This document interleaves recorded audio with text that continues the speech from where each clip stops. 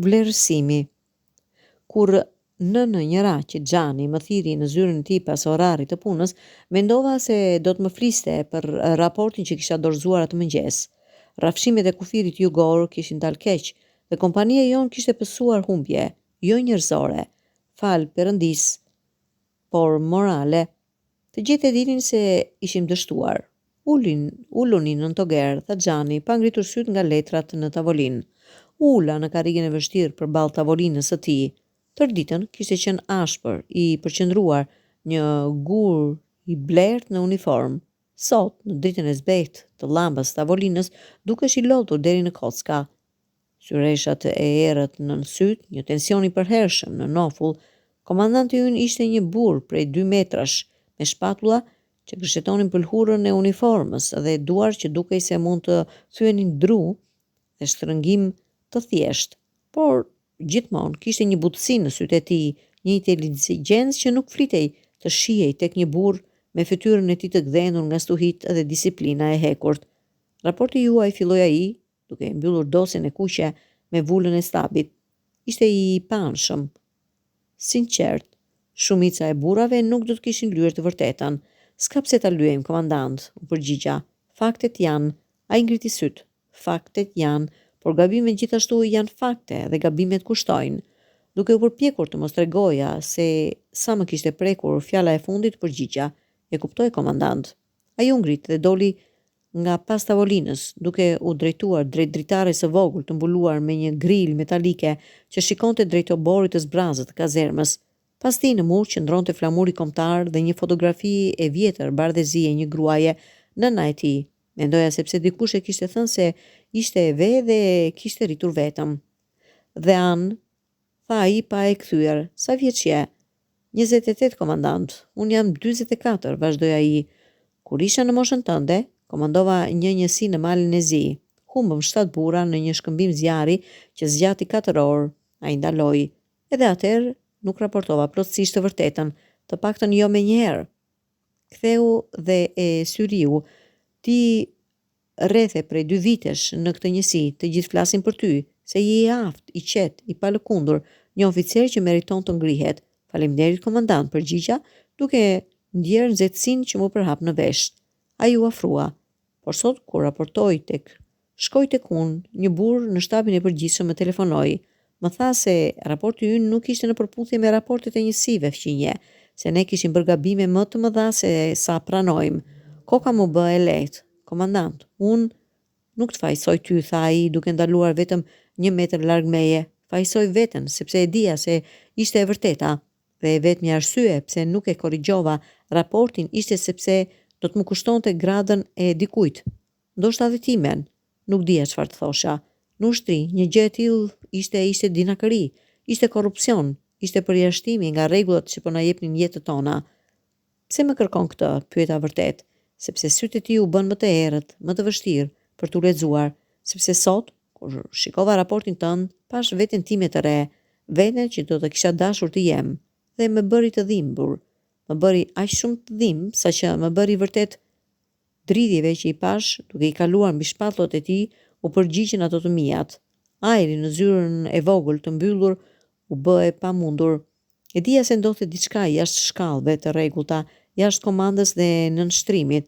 Komandant Xhani, fillova. Quaj me Redian, tha ai me zë të ulët. Vetëm për këtë mbrëmje, vetëm në këtë dhomë. Redian, përshpërita, dhe emri i tij në buzët e mia ndjej si një shkelje, një përftim i padëshiruar.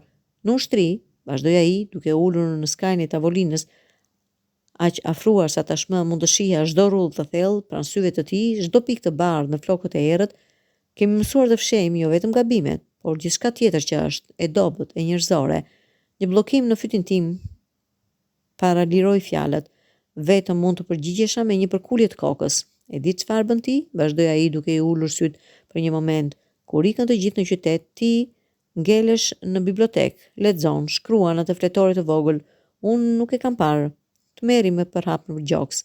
Ajo fletore ishte e shenjtë, ishte vendi ku i lija jashtë fjalët që nuk mund t'ja thoja askujt, syt që më ndiqnin, duart që dëshironin të preknin atë që nuk lejohej. Nuk, fillova. Nuk është një akuzë, tha ai butësisht, është njohje. Dhe pastaj, pas një paralajmërim tjetër, dorën e tij e vendosi në faqen time. Pëllëmba e tij ishte e ashpër me të qara, por prekja ishte e lehtë, kaq e lehtë sa pothuajse nuk e ndjeva.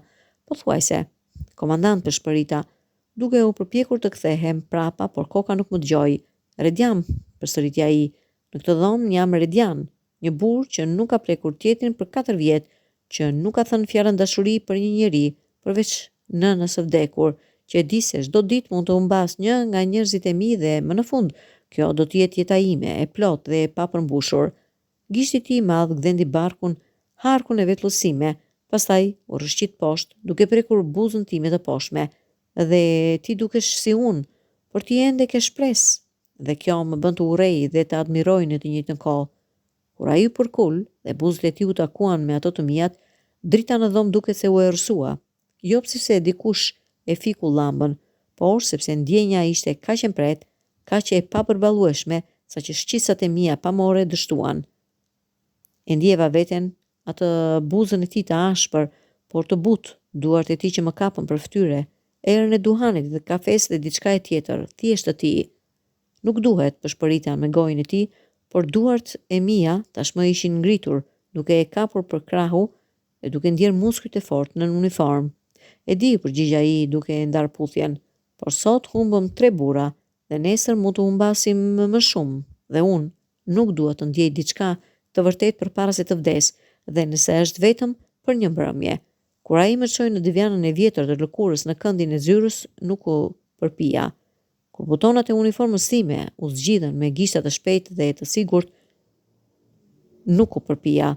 Kur dorën e tij e ndjeva duke lëvizur mbi barkun tim, duke zbuluar çdo centimetër si një tokë të re dhe të shenjtë, thjesht i mbylla sytë dhe e lash të ndodhte. Dhe kur ai hyri brenda meje, me një ngadalësi që tregonte një vetkontroll të dhimbshëm, duke i dhënë kohë trupit tim që nuk kishte ndjer kurrë asgjë të tillë të përshtatej, drita mu erësua plotësisht. Isha në errësirë, por në atë errësirë ndjesitë e mia u bën të përhime. Mund të ndjeja çdo muskull të trupit të tij që lëvizte mbi timin, çdo pikë ku lëkura jon prekte, çdo frymë të nxehtë që ai lëshonte në qafën time. Mund të ndjeja frikën dhe dëshirën, respektin dhe shkeljen, dashurinë dhe urrëtitjen, të gjitha të përzjera në një përqafim të vetëm, të pamundur. Dhe anë, përshpëriti ai në veshin tim, zëri i dehur nga ndjenja, ti je më i mirë se kjo, ti duhet të ikësh nga kjo jetë, duhet të jetosh. S'mund të iki pa ty, përshpërita, dhe fjala më tronditi. Nuk e dija nga erdhën ato. Nuk ishin të mijat. Ai u ndal, duke u mbështetur më lart në krah. Në errësirën time, vetëm mund ta imagjinoja shikimin e tij. Ti nuk më njeh, ti nuk e di se kush jam. E di se je i vetmi që më ka parë vërtet, u përgjigj, dhe kjo mjafton. Kur më në fund erdhi çlirimi, ajo nuk erdhi me dritë ose me tinguj të mëdhenj, erdhi me heshtje, me një përgjovë të thellë në gjoksin e tij, me duart e mia që gërmuan në shpinën e tij, me një ndjenjë se kisha humbur dhe gjetur diçka në të njëjtën kohë. Më pas, ai më mbajti në errësirë, pa fjalë, vetëm frymarrja jone përzier dhe rrahjet e zemrave që ngadalë u kthyen në normalitet. Drita po kthehet, përshpërita pas një kohe. Po, tha ai, po kthehet. Kur sytë e mi më në fund u përshtatën, e pash ata duke më shikuar me një shprehje që nuk do të harroja kurrë, një përzierje habis, dhimbjes dhe një ndjenjë të çuditshme mirësie. Ky, tha ai ngadalë, ky nuk do të ndodh kurrë më. Por ti duhet të ikësh, të kërkosh transferim, të jesh i lirë. Dhe ti? Pyeta. Ai buzëqeshi dhe kjo ishte pamja më e trishtuar që kisha parë ndonjëherë. Unë jam burgosur këtu, por ti jo. Ditën tjetër, raporti u korrigjua me të vërtetën e plot. Komandant Xhani mori përgjegjësinë për gabimet, humbi gradën e tij, u transferua në një njësi në veri, dhe unë kërkova dalje nga ushtria, e mora të fletoren dhe fillova të shkruaj këtë histori të vetme, të vërtet, në shpresë që një ditë në një botë tjetër, një burr me sytë e errët dhe duar të forta, mund të lexojë dhe të di se ai ishte i dashur, edhe pse vetëm për një mbrëmje, edhe pse në errësirë.